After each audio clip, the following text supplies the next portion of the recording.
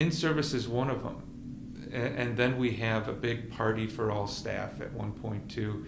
And we give a lot of gifts away and money and food and fun. And then we do town halls twice a year in very small, intimate groups where all the executives come together and present for about a half hour of where's this agency at, where is it going, what are our goals, financials, any of that. And we do probably about 20 to 22 of these in 1 week. So it's our meetings back to back to back, repeating ourselves over and over again.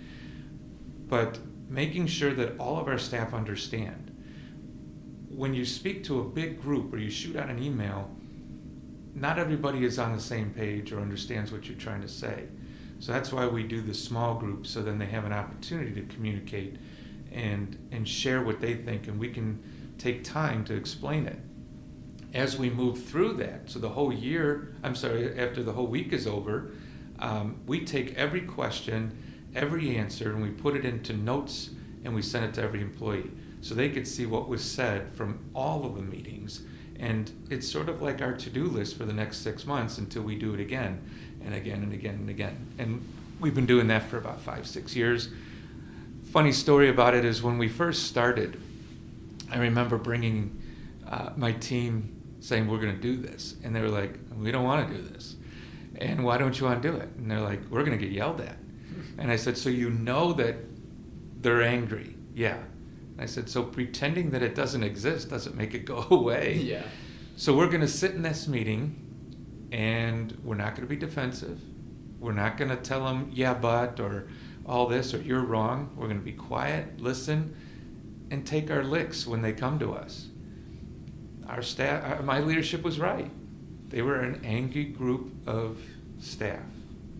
They weren't heard in the past. They felt disrespected. They felt a lot of things that they had to get off their chest. But what they noticed is after that meeting, we had our to-do list. We shared at the next meeting, these are the things we accomplished you asked for. And as we've moved through this now, in our 5th year, last year, we actually got applause from our staff who said our executive team listens, and if they don't do what we say, they at least explain why. So it's really turned out to be more team-oriented. It's not us against them. We're all in this with different jobs.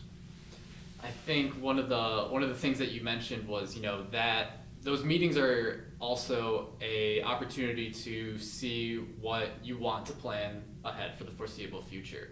I know recently we had our donor appreciation event. Oh yeah. Just a few months back, just shy of a month, I think. But you announced to our community that Helping Hand has established its 3-year strategic plan of growth at the appreciation event. So from where Helping Hand is now, where do you hope to take the agency at the end of those 3 years?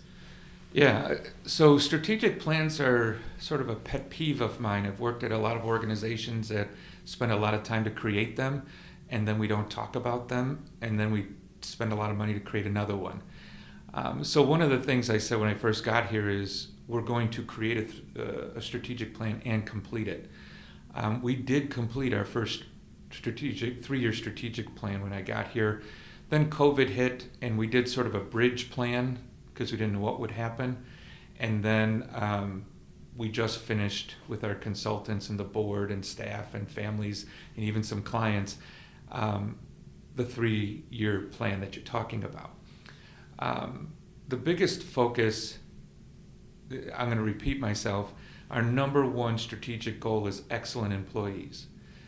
Every plan that I put together puts the number one goal as excellent employees. So it's holding me accountable to making sure that we still do walk the culture of employees first, team members first. We also have where we're trying to improve our quality again. We know we're the best, but 5 years from now, are we ready for whatever's going to come next? Because we work so hard with our school and preventative clinic, we know that the way SILAs or residential community homes or even day program is structured is not going to be the future.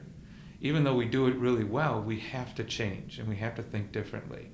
So part of that quality is thinking through what's our next big thought, which also involves technology. We need supportive technology.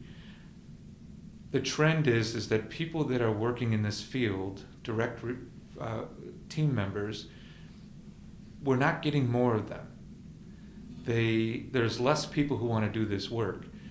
And I know that Helping Hand's going to survive for years, 5 years, with a good amount of staff because of how we're structured in our culture and how we pay, staying ahead of everyone.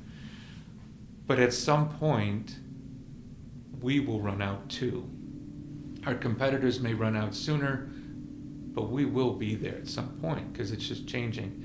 So we have to look at technology as how does it help staff do their job so I don't need as many staff? Or you let staff do the humanness of their job and let technology take over some of the things that maybe we don't need. Staffing a home with 3 frontline staff because someone's in a wheelchair is not necessarily the best use of time. It's not great dignity for the person in the wheelchair to have 2 people lift them up and put them on a toilet or in a bathtub. It also gets our staff at some point hurt or injured. So now that's more expense that can't be used towards clients. It's used towards caring for somebody who can't do work. So figuring out robotics and different kinds of lifts, so I don't need as many staff to do that. And it saves the dignity, but also it's the future. We need to do more. And not just have a smart house because we have Siri or Google, whatever, in there. This is a house that actually thinks on its own, teaches on its own, to make sure the people that are in the house keep getting better and improving in their self-reliance skills. The other goal that we have is community outreach. And that's not just so people know who Helping Hand is, because I think we're getting pretty good at that. But it's making a difference. Running a good organization of this size is not that difficult once you have a good team and you have excellent employees, which Helping Hand does. But changing the world, moving that needle, that's what is a little bit more difficult. And how do we make a movement where we're actually getting companies and neighbors to want to connect with people with intellectual disabilities? That's a big piece of what I think our goal is here. So those are our goals overall. I like how you mentioned that, although Helping Hand is doing everything in its ability to be the best at who it serves, you did mention that, as time goes on, there's going to be new technologies and advancements where, the organization is going to have to adapt and keep up. So that reminds me that, so yesterday my team and I went to the 2 new homes that are being built. We visited them. Yeah. And I know that it has the supportive technology that you spoke of. And one thing that I recognized that was shared with me was one of the supportive technology elements in the home that I visited. It was mentioned that when the clients are, just chilling, doing their everyday things, such as watching TV, there will be like an anonymous notification on the television reminding them like, oh, it's time for X, Y, and Z. Might that be like taking their medication on time? Right. So I think it's cool that, these new technologies are being adapted to provide to our clients, especially urgent matters, but we still have our DSPs to, like you said, keep the humanity and the genuine care that, we provide. Yeah. But on that topic, is there anything that you hope our clients experience with these new supportive technology additions? Well, as you said, we got 2 new homes that we're remodeling and hopefully we'll have up and going, and we already have clients that are ready to go into this. Side note too, we got a 3rd house going. Oh, okay. We wound up getting a family that wants to invest in Helping Hand and help move more homes along for this kind of thought process. So we're going to keep going, as long as families want to use our skill set. But what would I want them to get out of is it's not just, remember our name, it's one hand to help yourself and one hand to help someone else. So we are not here to do for our clients. And the technology that we're putting in the homes and even in our school and other areas, it continuously pushes that student or client to be better and better, to learn more. Just because someone has an intellectual developmental disability, it doesn't mean they can't learn. It just means they learn slower. And people with disabilities have nothing but time.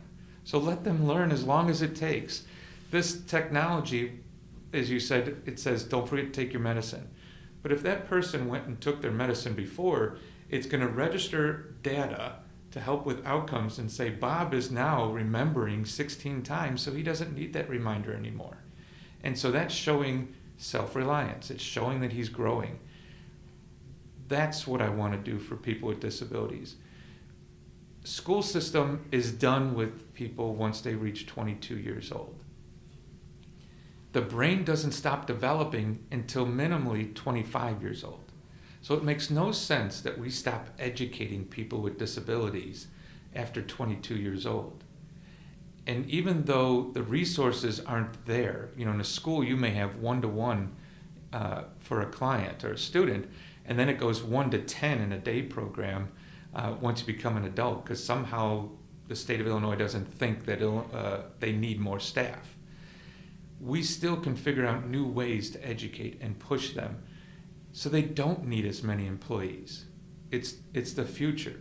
We have to get out of the 80s and really start moving towards educating and empowering people with disabilities. Technology can help us with that. In regard to empowering those with disabilities, I think also comes with, what's mentioned in our vision and our mission statements, which is, that they will be equally valued. That is our ultimate goal. So since we're circling back to that, I know Helping Hand has the goal to disrupt the current intellectual and developmental disability culture that's at large. Currently, how do you see Helping Hand combating that, whether that is amongst our services or our community connections? I think sometimes, I was in a meeting with some donors and they were saying, well, what can we do differently? And I really thought about it. I've answered it flippantly many times, but it really is simple. Say hello, make eye contact, show that that person exists to you, see that person. I think that's the beginning. When we start trying to figure out some complicated ways of changing the whole world, it's not going to get done. People with disabilities want to have a relationship just as much as anybody else does. There are people with disabilities that don't want a relationship, just like some of us do too. So, it's not like, don't expect everyone you come and say hi to is going to be, oh, thank you for saying hi to me. They may go, leave me alone.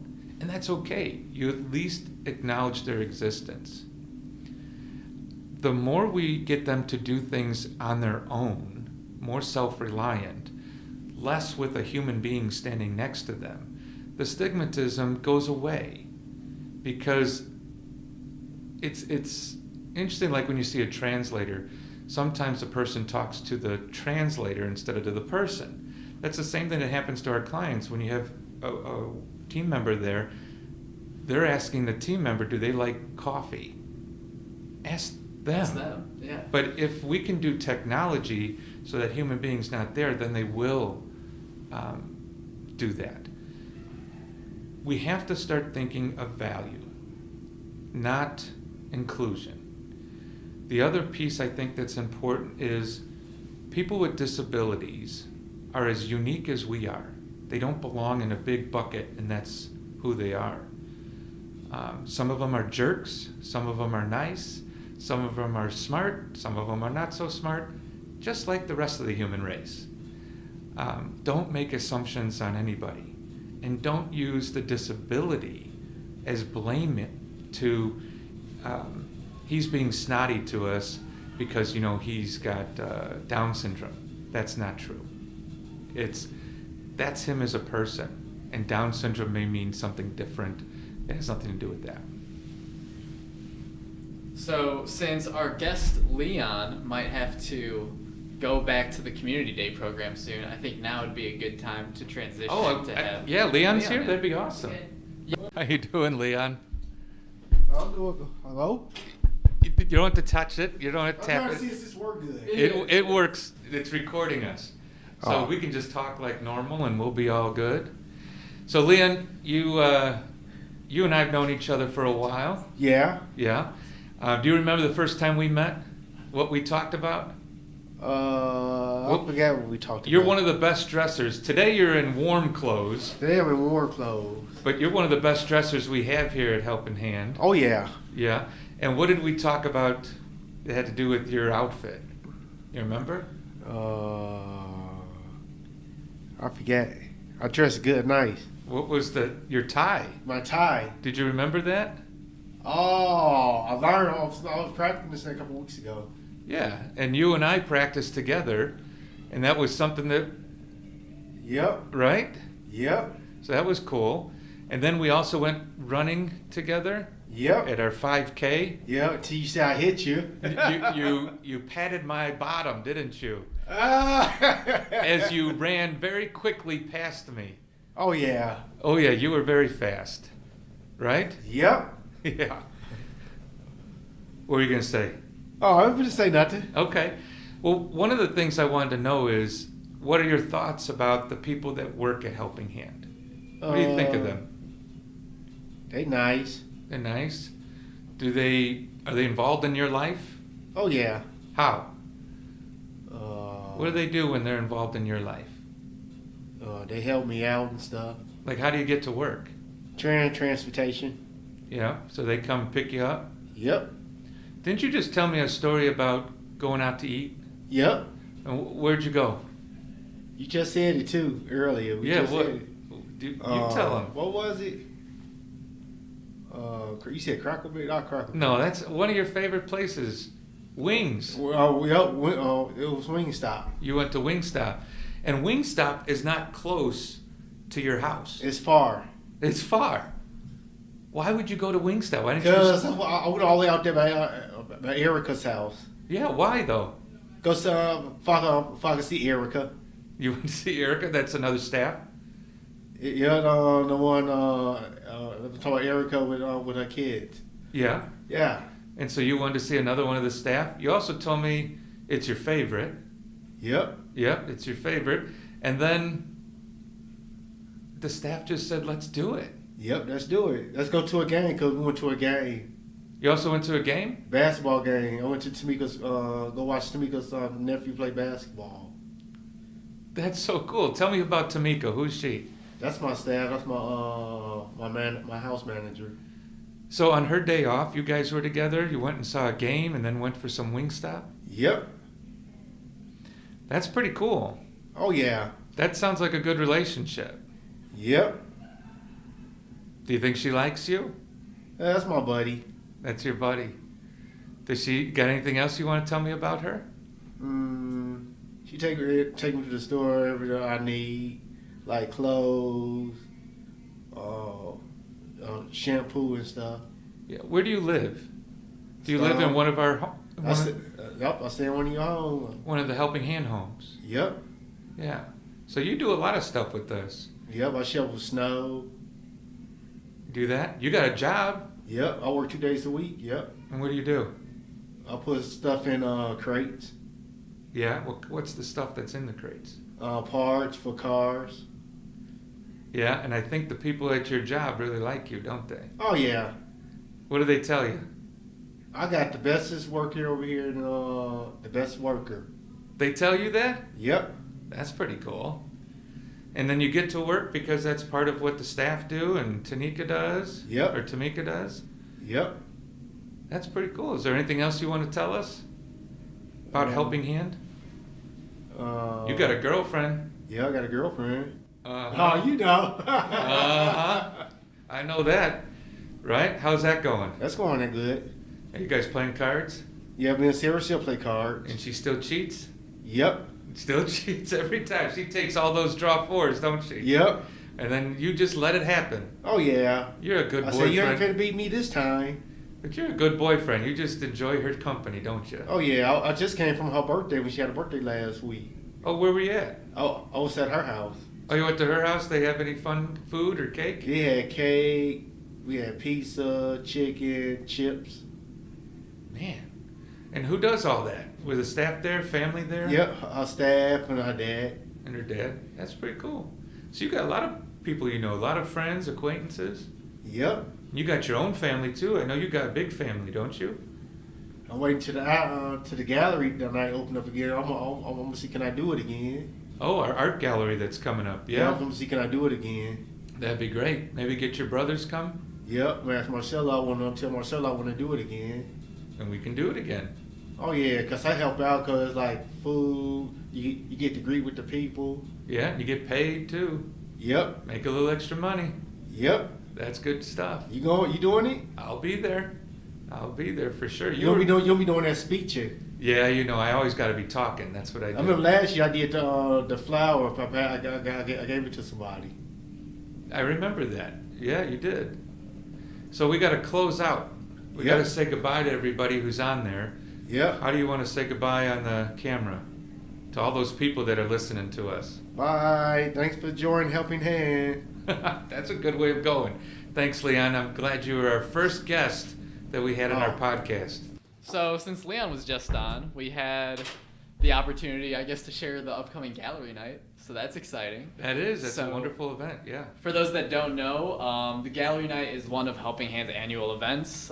We invite our clients and their families and those who support us, and we get to support our art program, most importantly, because I Yes. remember earlier you mentioned that our art program has real artists who are compensated for their art. That's right. And with that being said, so the gallery night is an opportunity to support those artists. So it is actually, I have it right here, it's on February 8th at 6:30 at our community event space at our I think it's Countryside location. interactive too. There's a few techniques that some of our artists are going to be demonstrating, and that some of the people that are here are going to be able to practice and use. Exciting. Yeah, that'd be Yeah, cool. so it's cool because there is that interactive piece. So I know there is going to be some activities for our guests to take part in, but we're definitely looking forward to that. If you are interested in tickets or maybe even becoming a sponsor for the event, then I will post a link alongside this podcast and you guys will be able to check it out. But with that being said, and since we just spoke about annual events, I guess I will do one more question for us. Okay. So I've noticed that through their time here, many of our team members develop a connection with either our clients, the families, or both. Is there a specific annual event that you look forward due to how many families and clients you're able to connect with? Yeah, that's a great question. Each event that we have, it's a different group of people that I get to connect with.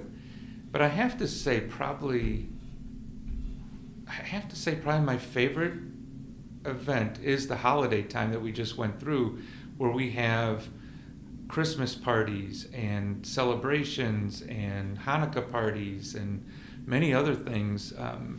For example, the children, the school and our clinic, I don't know, it's over 200 and some people show up in our community space, and Santa Claus is here, food, and it's an opportunity. What I hear from a lot of these families saying, it's the first time that my child gets to see Santa.